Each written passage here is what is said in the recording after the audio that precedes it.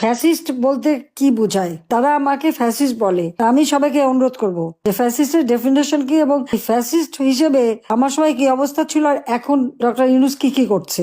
Fascist খেতাবটা তো তারই পাওনা, সেই সাথে জঙ্গি, যত জঙ্গি সন্ত্রাসী সবাইকে সে মুক্তি দিয়ে দিয়েছে। এই সময় তিনি এখন আরেকটা কাজ শুরু করছেন, সেটা হলো কি, তার যে ওই যে মিথ্যা কথা তৈরি করে করে বাজারে ছাড়া, সোশ্যাল মিডিয়াতে ছাড়ার যে মেকানিজমটা আছে সেইটা এখন কাজে লাগাচ্ছে। এখন বসে বসে ওই অবৈধ ক্ষমতা দখলকারী সে যেটা কাজ করবে সেটা হলো ইউনূসকে আরো ক্ষমতায় দেখতে চাই, নির্বাচন না ইউনূসের ক্ষমতা। এখন যখন নির্বাচনের দাবি তুলছে, যদিও আমি পদত্যাগ করি নাই, আমি এখনো সংবিধান মোতাবেক ক্ষমতায় রয়েছি, সেখানে জোর করে সরানো হয়েছে, সেখানে এখন তার প্রচেষ্টা যে এমন ভাবে সে একটা জনমত সৃষ্টি করবে যার মাধ্যমে তারা প্রচার করবে যে না আমরা ইসে চাই, ইউনূসকে চাই, ইলেকশন চাই না। এই জাতীয় এগুলি সব তৈরি হবে নিজেরাই। ওখানে তার ওই মিথ্যা কথা বলার যে লোকগুলি ভাড়া করে অনেক টাকা দিয়ে বসে রেখেছে, সেখানে বসে বসে এই কথাগুলি তারা তৈরি করবে, এই কন্টেন্ট তৈরি করে করে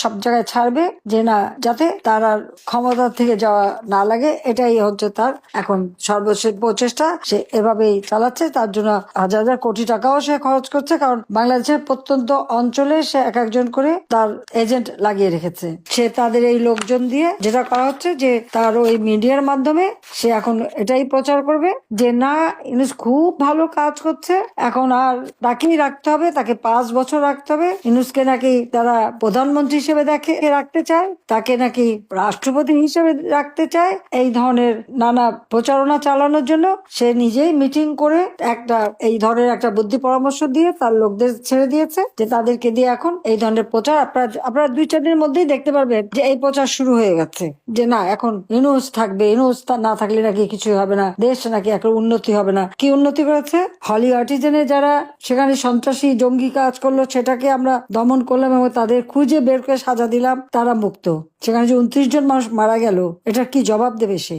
বিডিআরে বিদ্রোহ, গ্রেপ্তার করা হলো, মামলা দেওয়া হলো, বিচার করা হয়েছে, কিন্তু যারা আমাদের সেনাবাহিনীর সদস্যদেরকে বিডিআরে হত্যা করলো তাদের সবাইকে মুক্তি দিয়ে দেওয়া হয়েছে। তাদেরকে মুক্তি দেওয়া, তাদের জামিন দেওয়ার জন্য ব্যস্ত, কিছু দেওয়া হয়েছে, আরো দেওয়া হবে। কারণটা কি? 21শে আগস্ট গ্রেনেড হামলা করে আমাকে সহ আমাদের আওয়ামী লীগের নেতাকর্মী হত্যার চেষ্টা। হ্যাঁ, বেঁচে গিয়েছি আমি, কিন্তু আমার তো ওখানে 22 জন নেতাকর্মী আইভি রহমান সহ মারা গেছে, 700-800 নেতাকর্মী আহত, এখনো অনেকের শরীরে স্প্লিন্টার। এই ঘটনায় যারা সাজা পেয়েছ তারাও মুক্ত, এবং যারা খুনি, সন্ত্রাসী, জঙ্গি, 500 জায়গায় বোমা হামলা, সেই বাংলা ভাই থেকে শুরু করে সব যাদেরকে সেই সমস্ত জঙ্গি তো আমি দমন করেছিলাম, তারা সাজাপ্রাপ্ত আসামি ছিল, সবাইকে মুক্ত করে দিয়ে যত মামলা হচ্ছে আওয়ামী লীগের নেতা কর্মী, 14 দলের নেতা কর্মী তাদের বিরুদ্ধে, মুক্তিযোদ্ধাদের বিরুদ্ধে যত খুনের মামলা আমাদের বিরুদ্ধে দেওয়া হয়েছে, তা আমার তো মনে হয় ইউনূস সাহেব মামলা দেওয়াতে আমরা তো প্রায় 60-70 হাজার আওয়ামী লীগ নেতা কর্মীর বিরুদ্ধে মামলা, এবং আসামি যদি আমরা ধরি এজাহারভুক্ত আর অজ্ঞাতনা মাথা থেকে 4-5 তো হবে আসামি। তো এটা আবার অবশ্যই ইউনূস সাহেব একটা রেকর্ড করে ফেলেছে আমার মনে হয়। জানি না এর জন্য আবার নতুন কোনো পুরস্কার পাবে কিনা। এই জঙ্গি, খুনি, সন্ত্রাসী, দুর্নীতিবাজ এদেরকে ছেড়ে দেওয়া আর একটা দলের নেতা কর্মীকে দিয়ে সব জেলখানা ভরে ফেলা, এটাই তার কাজ, এটাই সে করে যাচ্ছে। এবং শুধু তাই না, আমরা যদি ইউনূস সাহেবের কর্মকাণ্ডটা একটু হিসাব করে দেখি, কি কাজটা তার, কি করেছে সে পর্যন্ত, দেশের জন্য কি করেছে, নিজের জন্য কি করেছে,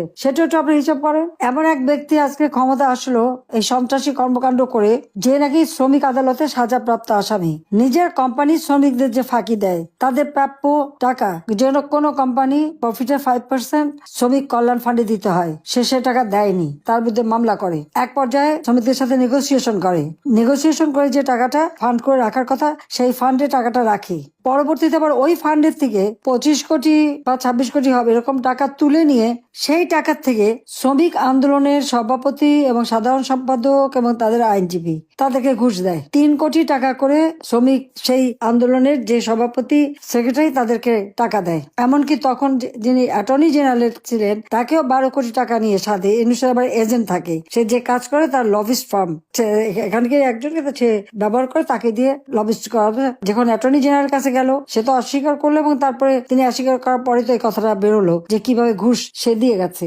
এবং শ্রমিক আদালতে